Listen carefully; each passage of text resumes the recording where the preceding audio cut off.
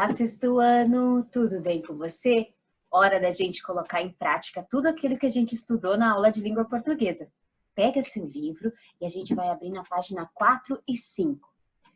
Para o vídeo, leia o texto e volta aqui para a gente corrigir alguns exercícios sobre esse texto. Agora que você leu, a gente vai começar na página 6 com o exercício 2. Há no texto uma voz que conta experiências de uma visita a Chan Chan. Sobre isso, responda. Quem que relata a visita a Chan Chan?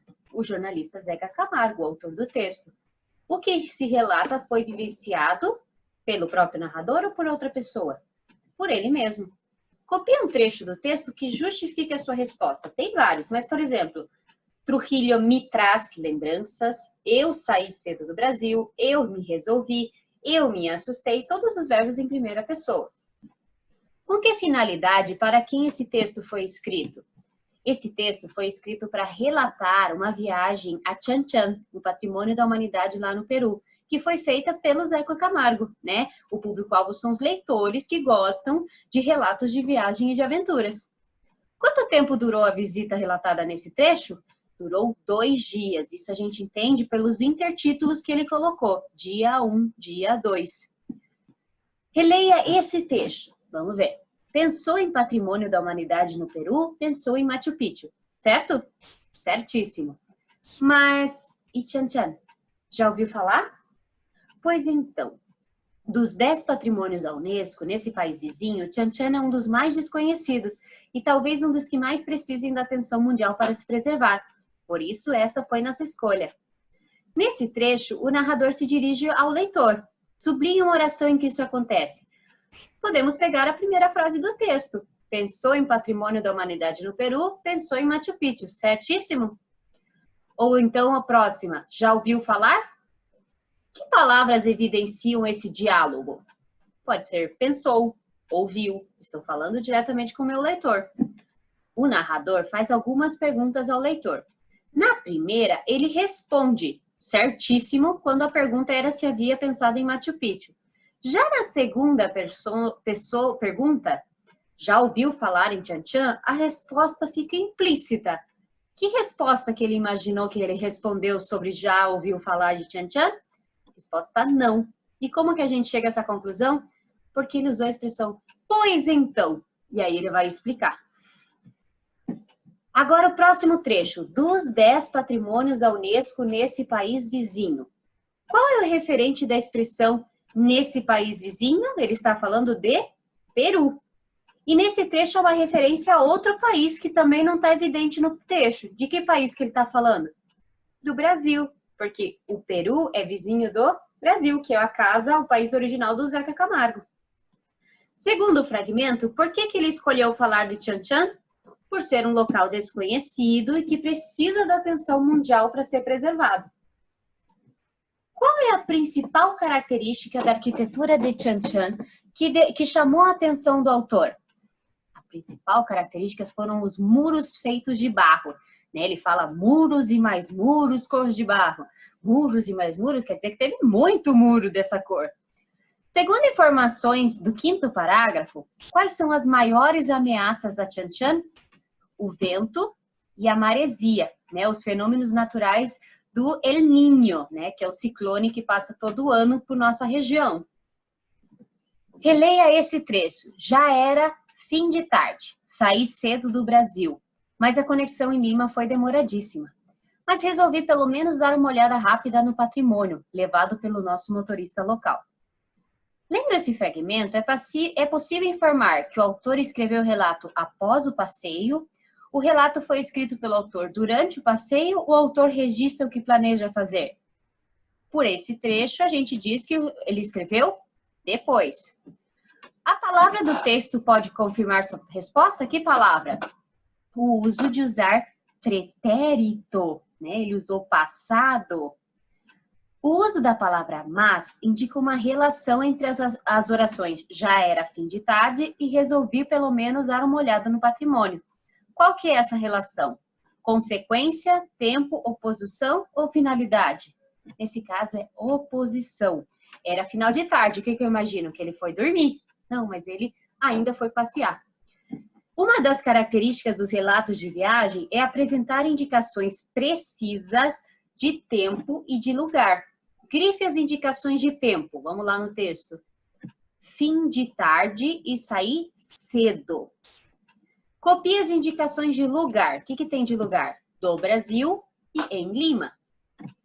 Embora o autor relate os fatos após terem acontecido, predomina no trecho lido o tempo presente. Por que isso acontece? A gente falou lá no vídeo da teoria, né? O uso do presente do indicativo faz que o leitor tenha a impressão de que ele está acompanhando a viagem, de que está acontecendo ali com ele. É uma estratégia para aproximar o leitor do texto. Vamos ler essa daqui. Trujillo era uma cidade curiosa, que em vários cantos lembra uma cidade do interior do Brasil. Não sei por que isso me surpreende tanto. Afinal, não somos todos latino-americanos? Mesmo assim, Trujillo me traz lembranças de viagem que fiz, ainda garoto, pelo interior de Minas Gerais e Mato Grosso. Sou do tempo em que só havia um estado com esse nome. Casas baixas e simples, carros velhos, muros pintados com anúncios de lojas de tecidos e oficinas mecânicas. Crianças brincando sem camisa e sem supervisão de adultos. Um clima agradável e ligeiramente nostálgico. O parágrafo inicia com o narrador expondo sua impressão sobre a cidade de Trujillo, a qual define como curiosa. No texto, esse adjetivo tem o sentido equivalente à palavra surpreendente, ou seja, uma curiosa boa. Há no outro momento no texto que ele expressa uma avaliação.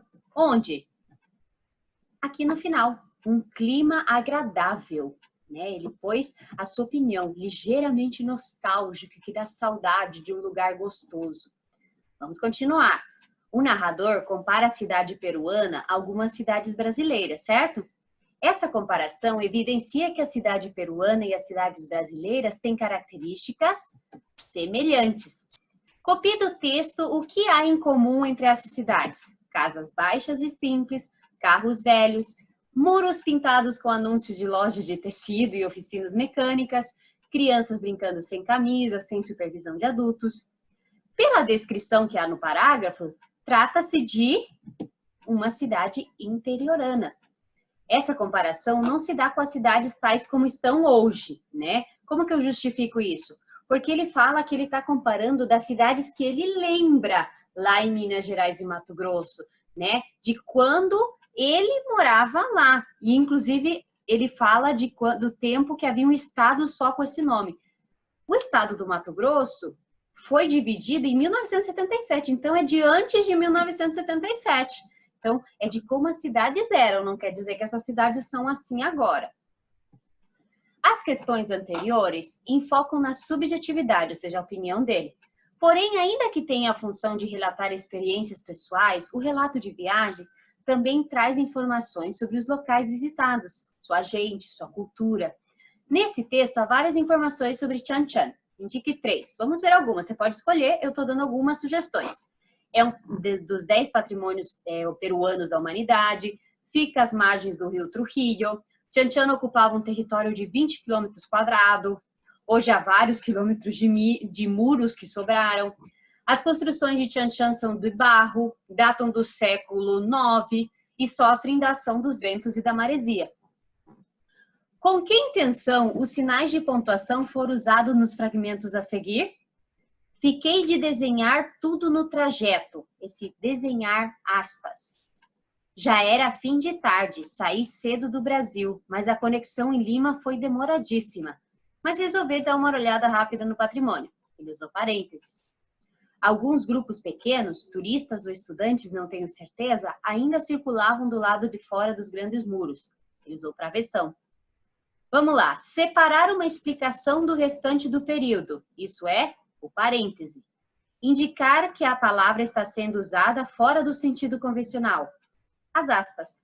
Separar um comentário do restante do período? O travessão. 15. Releia a frase. Um pequeno exército de operários e arqueólogos parece retocar constantemente as paredes. Não só os grandes muros que guardam enormes e amplas praças abertas, mas também as cercas baixas de barro que cortam os antigos espaços urbanos num desenho de losangos que se estende por metros e metros. Com que sentido a palavra exército é usada no texto? um grande número de pessoas organizadas. E qual que é o sintagma confusão de sujeito da forma parece? Um pequeno exército de operários e arqueólogos. Aponte o núcleo do sintagma. De quem que eu estou falando? Do exército. Agora compare aquela frase com essa reescrita na qual se excluiu o substantivo exército e foram feitas alterações. Operários e arqueólogos parecem retocar constantemente as paredes. Não só os grandes muros que guardam enormes e amplas praças abertas, mas também as cercas baixas de barro que cortam os antigos espaços urbanos num desenho de losango que se estende por metros e metros. Qual é o sujeito da forma verbal parecem nesta reescrita? Operários e arqueólogos.